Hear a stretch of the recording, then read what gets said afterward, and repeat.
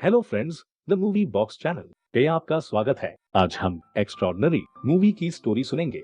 25 वर्षीय जेनिफर या जेन एक नौकरी के इंटरव्यू के लिए बैठती है, जहां उसे पता चलता है कि वह झूठ नहीं बोल सकती, क्योंकि उसके इंटरव्यू लेने वाली की महाशक्ति लोगों को सच बोलने के लिए मजबूर करना है। जेन ने खुलासा किया कि उसने अभी तक अपनी शक्तियों को प्राप्त नहीं किया है और उसके पास कंपनी की पेशकश करने के लिए कुछ भी नहीं है, इसलिए मूल्यांकनकर्ता उसे अपने रास्ते पर भेज देती है। बाहर जेन निराशा से चारों ओर देखती है, क्योंकि वह देखती है कि लोग अपनी महाशक्तियों को अच्छे काम के लिए यूज कर रहे हैं। ल्यूक के साथ प्यार करने के बाद वह उसे अपनी छोटी सौतेली बहन एंडी के 18वें जन्मदिन पर आमंत्रित करती है, लेकिन उसकी इसमें कोई दिलचस्पी नहीं है। बाथरूम से लौटने के बाद जेन ल्यूक को रोते हुए देखती है और टिप्पणी करती है कि वह हर बार ऐसा करता है जब वे एक साथ सोते हैं। अगली सुबह जेन की रूममेट कैरी जैक्सन बैरिस्टर के कार्यालय में एक केस को देखती है। उसका नियोक्ता उसे अपनी शक्ति का प्रदर्शन करने के लिए बुलाता है, जहां वह मिस्टर ग्रीनहैम की आत्मा को प्रकट करती है और उसे अपनी पूर्व पत्नी और नवीनतम पत्नी के बीच विवाद को निपटाने के लिए कुछ मिनटों के लिए अपने शरीर को संभालने की अनुमति देती है। बाद में जेन अपने अपार्टमेंट की इमारत के बाहर एक बिल्ली को देखती है और उसे अंदर ले जाती है। अंदर वह कैरी के प्रेमी कश को एक तंग घर का बना सुपर सूट पहने हुए पाती है और उसका मजाक उड़ाती है। शर्मिंदा कश अपनी शक्तियों को सक्रिय करता है, जेन के आने से पहले समय को रख देता है। वह जल्दी से दरवाजा बंद कर देता है ताकि वह उसे न देख सके और झूठ बोलता है कि वह उसे अपने कमरे में प्रवेश करने से रोक देता है। बाद में कैरी आता है और रोता है, यह साझा करते हुए कि ग्राहक हमेशा उस पर पागल हो जाते हैं, न कि मृतक पर। जेन ने उसे छोड़ने का आग्रह किया, लेकिन कैरी ने यह कहते हुए मना कर दिया कि उसे कश का साथ देना है, जो अभी भी नौकरी की तलाश में है। कैरी अपने दोस्त को आश्वस्त करती है कि बैरिस्टर के कार्यालय में उसकी नौकरी अच्छी तरह से भुगतान करती है, लेकिन जब उसे पता चलता है कि वे उसका उपयोग कर रहे हैं तो वह दुखी हो जाती है। जेन उसे दिलासा देने की कोशिश करती है, लेकिन कैरी ने इसे गलत समझा और इसके बजाय पूर्व को सांत्वना दी। उसे बताया कि उसकी असली ताकत खुद है। उसे खुश करने के लिए कैरी एडोल्फ हिटलर को बुलाती है ताकि वे उसका मजाक उड़ा सके। जेन को तब एक संदेश प्राप्त होता है।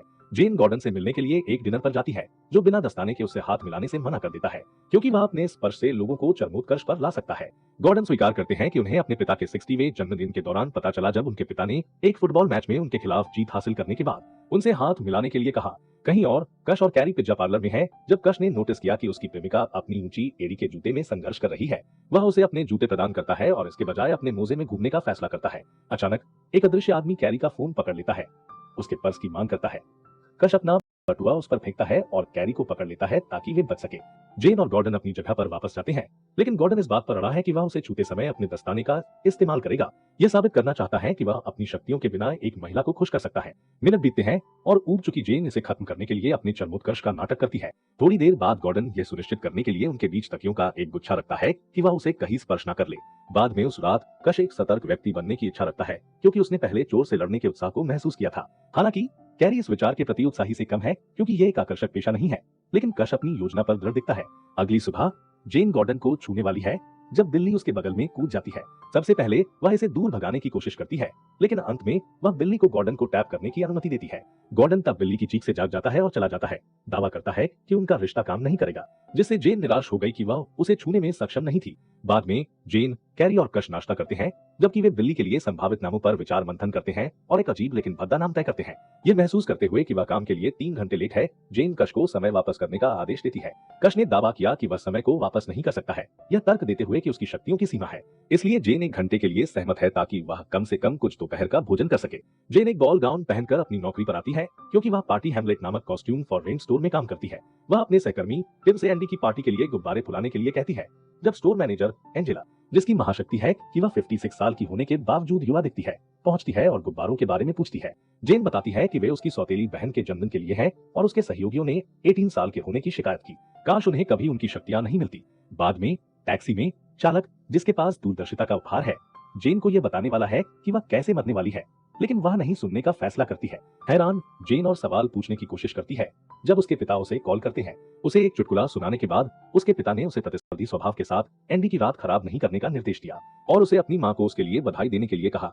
जब वह आती है तो गाड़ी चलाने वाला उसे गाड़ी चलाने से पहले भालुओं से दूर रहने के लिए कहता है। जेन देखती है कि उसकी मां मैरी पहले से ही गुब्बारे खरीद चुकी है। एंडी अपनी सौतेली बहन के पास यह बताने के लिए जाती है कि उसे ग्रीनविच संगीत विद्यालय में एंट्री मिल गई है, लेकिन जेन को लगता है कि वह ढींगे मार रही है। एंडी तब यह पता लगाने की कोशिश करती है कि उसकी शक्तियां क्या होंगी, लेकिन एक शर्मिंदा जेन उसे बताती है कि वह उन्हें नहीं पा सकती है।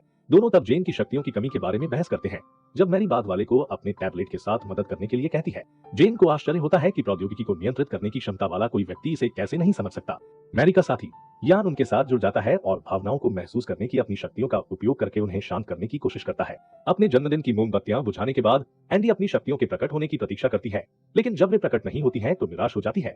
मैरी एंडी को सांत्वना देने की कोशिश करती है, उसे बताती है कि उसे दिखने में कई हफ्ते लग सकते हैं, लेकिन जेन उसका मजाक उड़ाती है। परेशान होकर एंडी रसोई में जाती है और मैरी उसका पीछा करती है। यान तब जेन से कहता है कि उसे डिस्कवरी क्लिनिक जाना चाहिए ताकि वह अपनी शक्तियों को बाहर लाने में मदद कर सके, क्योंकि ये उसके चचेरे भाई पर काम करता है। क्षण भर बाद एंडी को पता चलता है कि उसके पास सुपर ताकत है जब वह फ्रिज का दरवाजा तोड़ती है।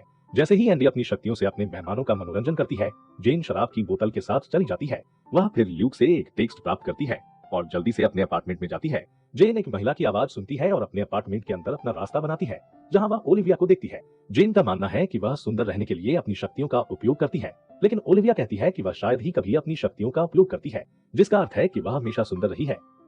ल्यूक द्वारा ओलिविया को उड़ान भरने के बाद जेन उसे भी उसे लेने के लिए मजबूर करती है। ल्यूक फिर उसे जमीन पर ले जाता है और उसके साथ संबंध तोड़ लेता है। उसे कहता है कि उसे किसी और से प्यार करने से पहले खुद से प्यार करना चाहिए। बाद में जब जेन घर चली जाती है तो वह अपने पिता को कॉल करती है और शक्तियों की कमी के बारे में शिकायत करती है। उसके पिता ने उसे दिलासा दिया, अपनी बेटी से कहा कि वह किसी दिन अपनी शक्तियां प्राप्त करेगी। जब जेन अपने बेडरूम का दरवाजा खोलती है तो वह कैरी को अपने पिता को बुलाते हुए देखती है, जिसका अर्थ है कि उसके पिता गुजर चुके हैं। अगली सुबह जेन और कैरी डिस्कवरी क्लिनिक में जाते हैं। हालांकि जेन को यह जानकर शर्मिंदगी होती है कि पैकेज बहुत महंगे हैं और वह निर्णय लेती है कि वह खुद ही अपनी शक्तियों को उजागर करेगी। कुछ दिनों बाद जेन, कैरी और कश तनाव उत्पन्न करके उसकी शक्तियों को निकालने की योजना बनाते हैं। वे एक भारतीय रेस्टोरेंट में जाते हैं जहां जेन मेनू में सबसे मसालेदार व्यंजन का ऑर्डर देती है। हालांकि यह काम नहीं करता है और एक लाल और पसीने से लथपथ जेन एक गैलन दूध पीने के लिए दुकान पर भाग जाती है, जहां वह ल्यूक से मिलती है, जो ओलिविया के साथ अपनी डेट के लिए सामान खरीद रहा है।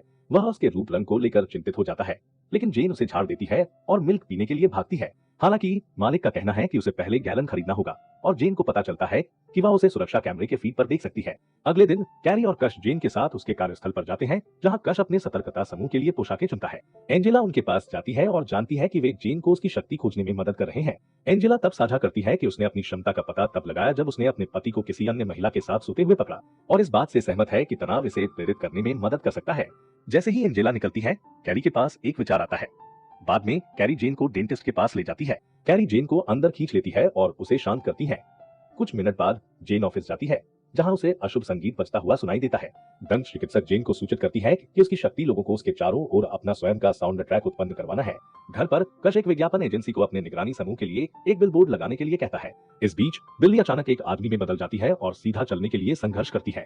वह सास को बुलाने की कोशिश करता है और ध्यान देने के लिए बेडरूम का दरवाजा खंगालता है। कश खरोच सुनता है और दरवाजा खोलता है, लेकिन वह केवल बिल्ली को देखता है। वह जानवर को जेन के कमरे में ले जाता है और फोन कॉल जारी रखता है। डेंटिस्ट के यहाँ जब जेन अपने मुंह की जांच कराती है तो जेन के अशुभ संगीत को सुचारू जैज में बदलने को सुनकर डॉक्टर हैरान रह जाते हैं। जेन माफी मांगती है और अजीबता को दूर करने के लिए दंत चिकित्सक उसे बताती है कि उसके दांत अच्छे हैं। हालांकि डॉक्टर देखती है कि उसके कुछ दांतों को भरने की जरूरत है और जेन का साउंड ट्रैक तुरंत एक अशुभ में बदल जाता है। परेशान दंत चिकित्सक जेन को उसकी चिंता शांत करने के लिए एक गोली देती है। सबसे पहले जेन अस्वीकार करती है, क्योंकि उसे अपनी शक्ति बाहर लाने के लिए चिंता की आवश्यकता होती है, लेकिन जब वह सिरिंज देखती है तो वह तुरंत दबा लेती है। वेटिंग रूम में कश कैरी को वॉकी टॉकी के माध्यम से यह पूछने के लिए कहता है कि क्या उन्हें प्लान बी शुरू करना चाहिए। कैरी ने उन्हें आश्वासन दिया कि प्लान ए अच्छी तरह से चल रहा है। जैसे ही जेन आती है, कैरी कश को प्लान बी शुरू करने के लिए कहती है, क्योंकि प्लान ए विफल हो गया है। बाद में दोनों बाहर इंतजार करते हैं जब कश, जो एक नकाबपोश आतंकवादी के रूप में तैयार होता है, आता है और तनाव को प्रेरित करने की उम्मीद में जेन को अपनी कार के ट्रंक में डाल देता है। जबकि युगल दोपहर का भोजन खरीदता है, जेन ल्यूक को एक ध्वनि मेल छोड़ती है। भले ही वह भावनात्मक रूप से अनुपलब्ध होने के बावजूद उसके लिए अपने प्यार को स्वीकार करती है। अगर आपको मूवीज की स्टोरी सुनना पसंद है तो लाइक, शेयर और सब्सक्राइब करें।